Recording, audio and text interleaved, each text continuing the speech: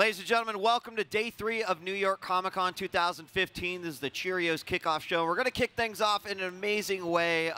These folks up here are individuals I respect in crazy amounts, and this guy right next to me is one of my heroes. We got Robert Kirkman, creator of The Walking Dead. We got David Alpert, executive producer on Walking Dead, Fear the Walking Dead, and several other titles. We've got also Dan Murray, who's the president of Skybound Interactive. Gentlemen, good morning. How are you? I'm great. Doing great. We're here at New York Comic Con. Excited to be wearing a headset? Yeah. Well, so I mean, so that we can hear each other, too. Oh, no, I love it. I'm going to wear this for the rest of the day. This is my headset. Yeah. We'll make sure that you leave with those. So you guys had a great night last night, I hear. Yeah, it was a big night. Big night, Madison Square Garden. We did a big fan premiere there. It was, I'm going to say 1 million people.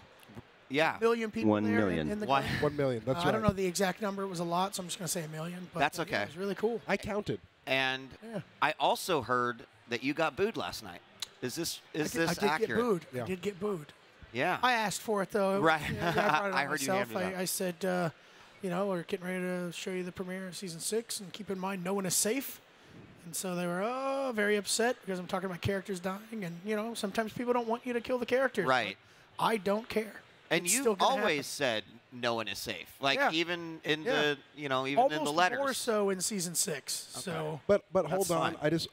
I don't think I think he's underselling it a little bit. Oh, okay. After they gave a gentle boo, he goes, "Come on, bring it on. Yeah. Tell me who your favorite character is. I'll kill them first."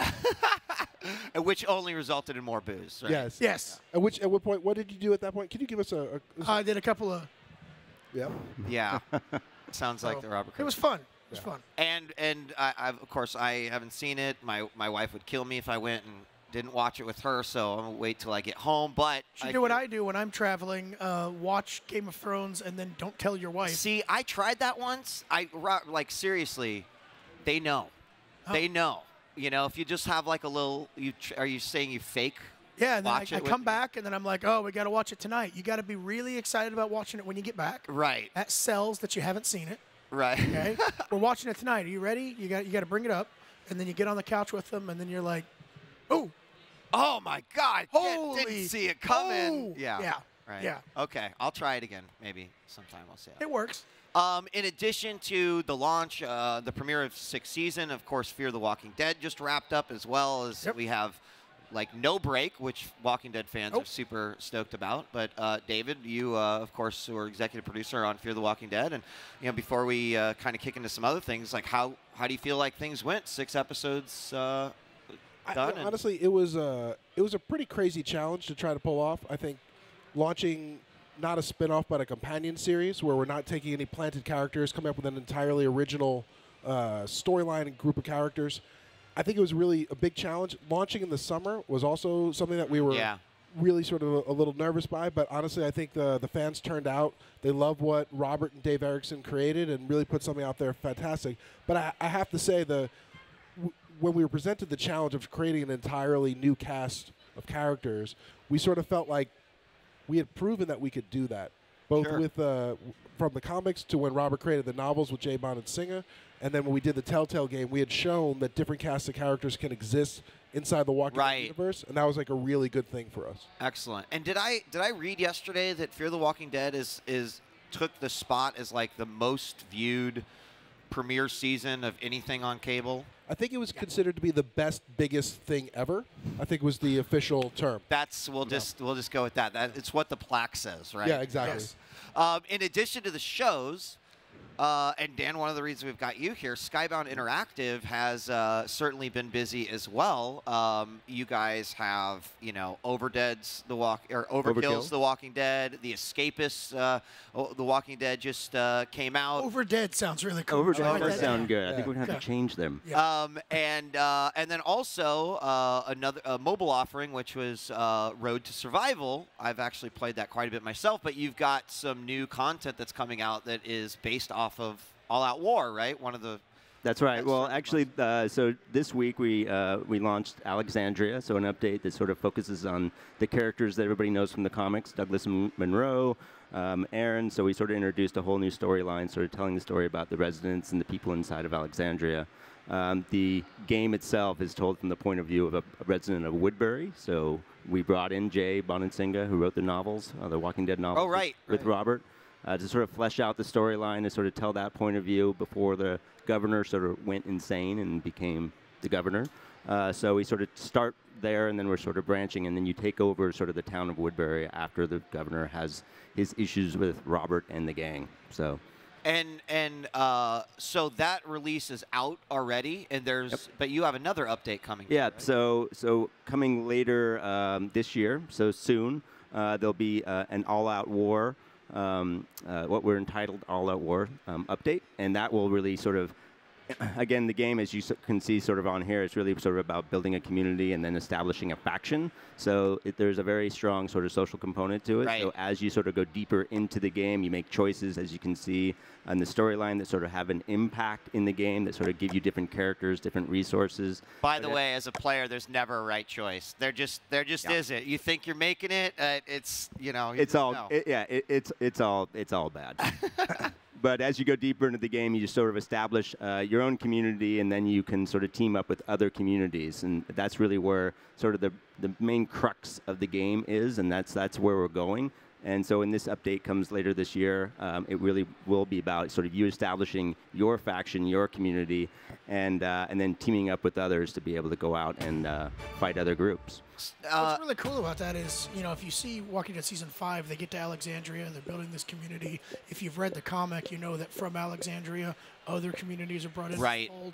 And it really does become this story about these burgeoning little pockets of civilization that do have conflicts with each other. So if you are watching the show, we're getting into that cool stuff in Season 6, but you can experience this kind of stuff now, which is really awesome.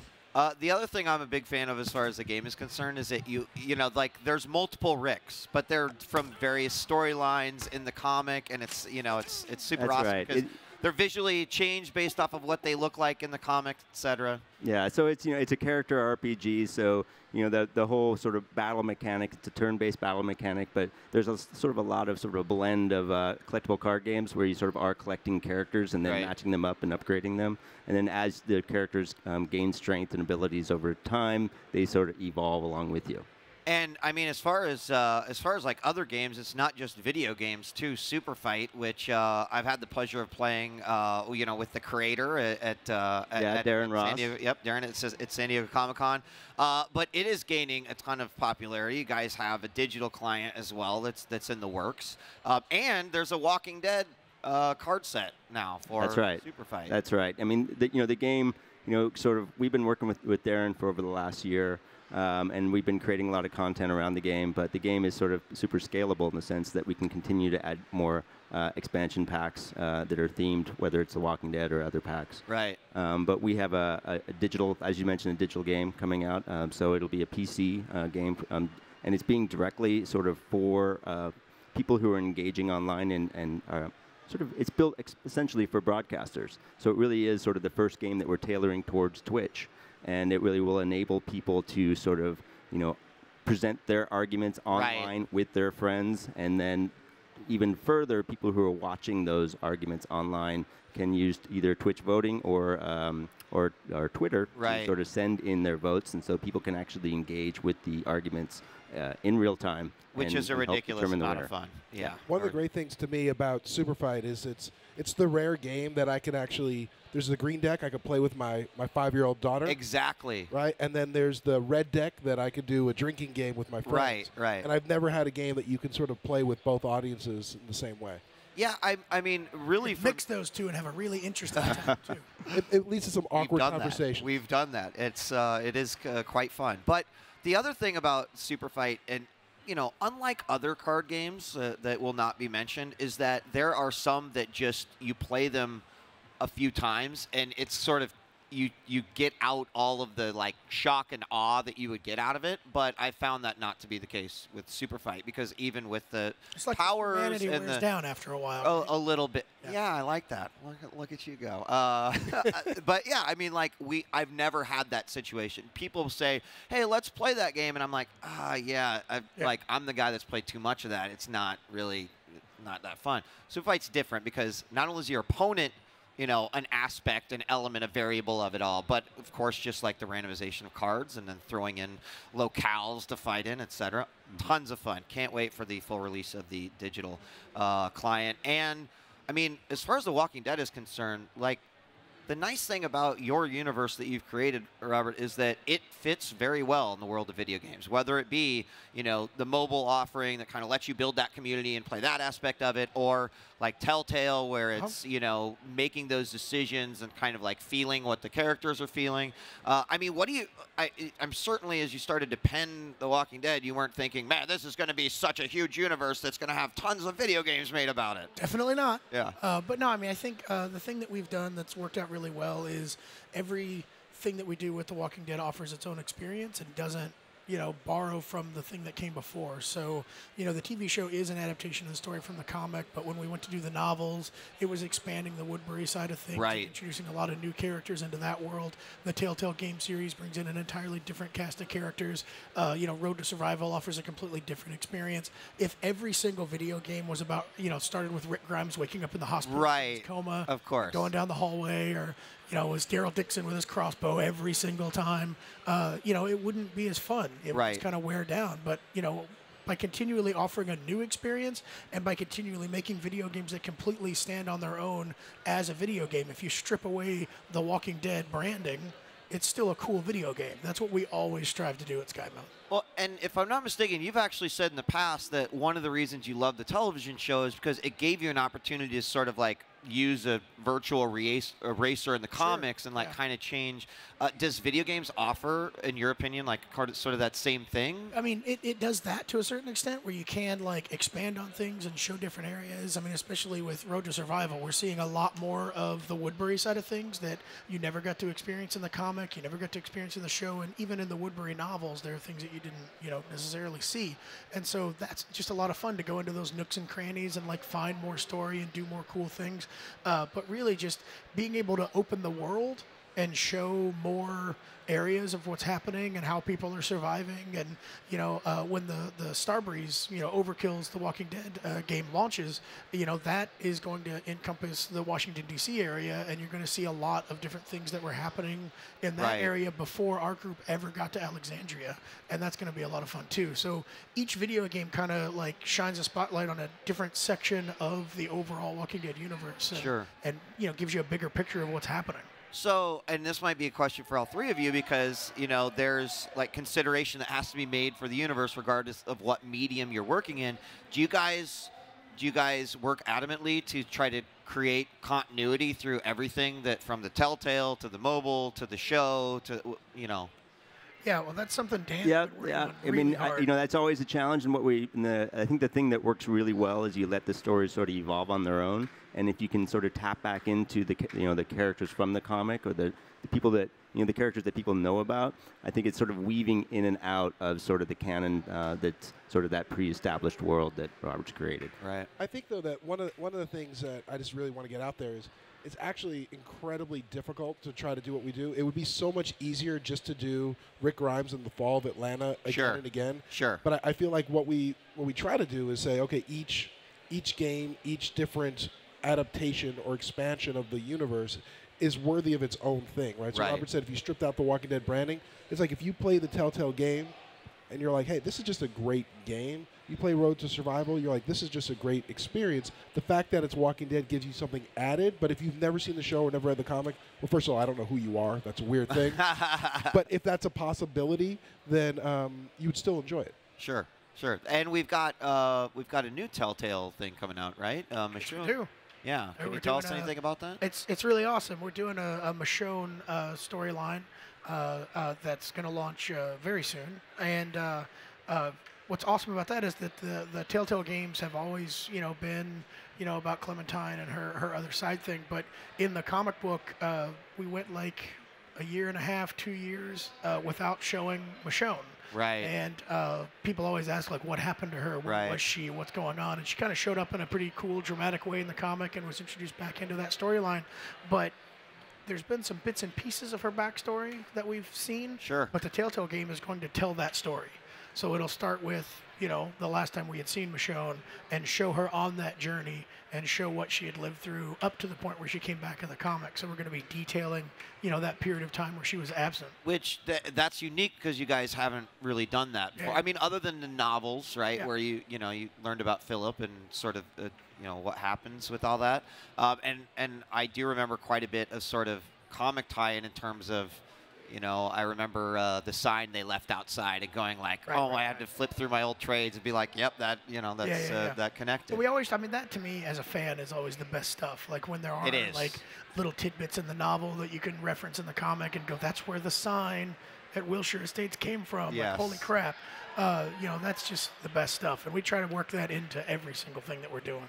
So I know that there's always, one thing, whether the show or the comic, or even, the digital games, there's always a lot of fan backlash, right? You know, there's the folks that are just like, you got to just let it happen, man. Just let it happen and enjoy the ride. And then other folks is like, I will stop watching if X character, or I will stop reading if X character. Yes. Does that even bother you guys anymore? Is it just sort of like you expected and sort of the world? I absolutely love it. Okay. Because if you're telling me I'm going to stop watching the show if you kill Daryl Dixon, or if Rick Grimes dies, I'm done with the comic. That means that you are invested in those characters. Yeah, you're right. That we want you to be. And that means that we're doing our job. Maybe you will actually, stop watching the show or read the comic if that thing happens. Maybe not. You know, it's up to us to do cool stuff leading up to that and after that to make sure that you're still engaged. But getting the indication that you are exactly as engaged as we want you to be is great. So, you know, it sounds angry, but I'm like, no, that's exactly what I wanted to say.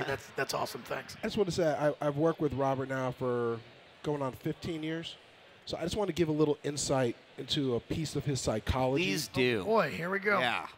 So for those fans that say that, Robert doesn't take that and say, "Oh, that's really good advice." He takes it as a challenge. He's like, "Oh yeah, oh really? Oh you're not gonna okay."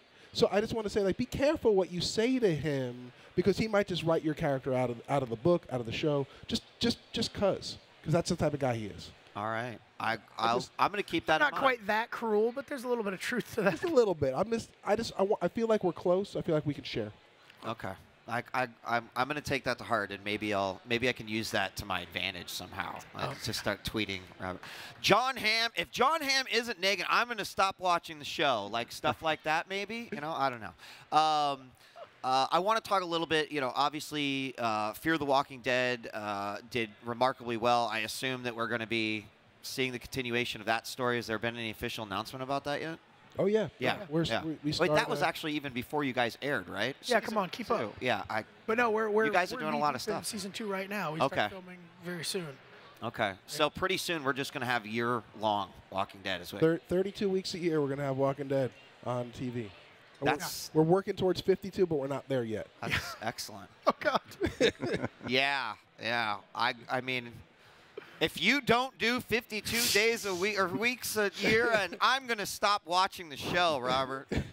Dang it. Why did you tell them this? Sorry, man. Sorry. You've, with the success of The Walking Dead, Fear the Walking Dead, another title, actually a couple titles, I think. Of course, Outcast, which we're going to have we're going to have the cast from Outcast on the stage later. I'm in that too. It's going to be. You are going to be there. Yeah, it was in my calendar as like a different entry. Ah, yeah. all right. Cool. I'll be there. So I'll be back here on this couch. Yeah, Can't you wait. will. So keep my headset warm. Okay, we're going to just put it off to the side, and no one else can use it. I'll stay on for the next interview, too, if you want. I'm having a good time. Robert Kirkman all day here on the New York Comic Con live stage, ladies and gentlemen. Great. I think I'm talking about Agents of S.H.I.E.L.D. June's over there like, no. We've got a Destiny panel. Yeah, actually, you bring that up. No. We'll come back to Outcast, because I hear you're quite a... when I was like, how much does Robert even have to play, time to play video games? Like, I make time for Destiny. Don't ask him about Destiny, so I guess I'm going to ask you. I hear you're playing a lot of Destiny. Yeah, I saw Polygon just did an article about me talking about Destiny, which was pretty cool, because I get like a lot of Destiny news from Polygon. I was like, oh, this is weird. But yeah, no, I love it. I mean, my son was a big fan of Halo, but never really played it. And so then when I saw Bungie was coming out with Destiny, I was like, oh, we can get on the ground floor. And he's 9. And so we play together, and then I've got some friends that get in and play, and it's really cool. My son was very upset because he and I built up our 3 characters, and we would trade off and do different missions and stuff. And then I got him a PlayStation for his birthday, and then he had to build his own characters. And so he'd be like, "Yeah, you guys are level 32, but I got him halfway there. You got to help me with these people now." And so I'd kind of pop in and help him, do some things. And so, but now we're all up at the same level, and it's just great fun. Fun. The good news is that many great horror franchises have actually eventually gone to space. So, start talking to Dan about making. I think that's the sign that the horror franchise is dying. I'm just kidding. Please never, take. Wait, are you doing that reverse thing? No, I'm not. This time I'm serious. Confused. Don't do it, David. Come on. Okay. Walking Dead on the moon. Awesome. We're going there. So going back real quick to Outcast, did I hear also that Thief of Thieves is being considered as well? Things are moving along. There's nothing that we can really talk about. Sure. At Skybound, we try to keep things as close to the vest as possible. Yeah. Until we know that it's a solid thing, because we don't like making announcements to make an announcement. And then, of course. Hey, hold on. But yeah, things are progressing well, and we hope to have something to announce very soon. So. I know you based off of what you said, you're not going to made an announcement that we're going to make an announcement. Yeah. I want to get that out there. That's an official announcement of an announcement. All right. I'm not going to say if it's a television announcement or a video game announcement or both, but wow. There it is. Gotta give interpret that how you must. So I have one other question about a property that you've come up with. I obviously love The Walking Dead, really love Outcast, but one of my favorites too, because it was the reason that I got back into superhero comics, was actually Invincible. Invincible. And yeah, Invincible was the series I ignored for a while because I just wasn't a superhero guy, right? I know, do it. But then when I read it, I was like, I'm such an idiot. Like, what the hell? And I love the story of Mark and all of his buddies and the bad guys in that one. Some of the greatest. But, you think about all of the books that you've put together, and you're like, Walking Dead, that makes a lot of sense for television. Outcast, makes a lot of sense. Thief of Thieves definitely makes a lot of sense. Yeah. I'm looking at Invincible, and I'm like, makes a lot of sense as an animated show. Could we ever see Invincible, the animated show? I think there's a possibility. I think there's a possibility. I also wouldn't rule out a live-action TV show at some point. But with everything that we do, we try to make sure that we can do the best product. And Invincible is this giant. It's got a huge scope. It's superheroes and world-shattering ramifications, and there's storylines that take place on the moon and in deep space and underground and in the ocean, and it's just a big, big, big story. And David's like, "Oh my God! How the hell do we?" and to do it, we have to do it right. Absolutely. To me, it sounds like it'd make a pretty awesome video game. But don't ask me. I feel like maybe some of my favorite panels from Invincible are just, someone gets punched and there's just matter, and then that one random eyeball that just happens to, Ryan Otley, the series artist, is he absolutely loves drawing the violence and the gore, and he and I, we love talking about this kind of stuff, and superheroes, they always talk about how powerful they are and how strong they are, but they never really do that much damage to each other, And so Invincible, we tried to, definitely show how impossibly strong people would actually fight, and it gets pretty nasty. Awesome. Well, again, thank you for all those great titles that you've brought to the table. It's a superhero comic where people strangle each other with their own intestines. Yeah. It's fantastic. If you've never read it, please check out Invincible. That's actually a thing. That totally. Yeah, it is. Yeah. It is. One of my favorites is that, like you mentioned, Mark, when he got sent to the desert, that he had no way to get back out, and he kills the only person that is able to get him back out, and he doesn't even realize what he's doing, and it's quite awesome. He punches the pudding that's left after. Basically. After he kills the guy for a long time. Yeah. He was very upset. I've always wanted there to be, I think an animated show would be awesome. I think it's also hard, though. There isn't, for some reason, yet the marketplace in America for sort of serious animation, right, in the sort of, with violence. We just haven't had that breakthrough. I think anime is shown that there's an audience, but the high rate of piracy in the anime space has sort of, I think, prevented the mainstream U.S. networks from coming into that space. Yeah, just yet, but we're hopeful. We're hopeful. So we just have a few minutes left. I know, Dan, you guys are also involved with the Indiecade project coming up soon. Can you tell me a little bit about that and what you guys' involvement is? So for anybody who doesn't know, Indiecade is sort of a festival that's built around individual creators. And every year in October they do a festival in Culver City in Los Angeles that is sort of a celebration of all the people around the world sort of that are basically submitting their game projects into a sort of a very large jury pool system. And then they celebrate sort of the finalists and the winners of those submissions. And so this year we decided, because we're sort of all about sort of empowering and sort of putting a spotlight on individual creators and sort of working directly with developers as creators, that we would sort of partner up with them. And we're going to spend a day streaming the games. So on Saturday, October 24th, we'll be there. We'll be playing Super Fight. So we got a lot of the people that are friends of yours coming down and sort of joining in the party. But throughout the day, we're going to be sort of talking and bringing in these individual creators and then showcasing some of the games that we have been sort of looking at and playing a lot that we really love, and we wanted to sort of just give them a moment to sort of be part of what we're doing. And if they're not able to go in person, you guys will be streaming on the Skybound Twitch channel? Yes, we will. We'll be streaming on the Skybound Twitch channel, so Twitch.com/Skybound. And it'll be on our channel, but it'll also be sort of a part of sort of your sort of on the front page, I believe. So yep. And we will that's where you can go and find it. And we'll be doing it all the way from 10 a.m.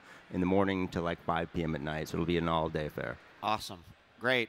We just have time for maybe one or two more questions. Obviously, the fan base at a convention like this is massive.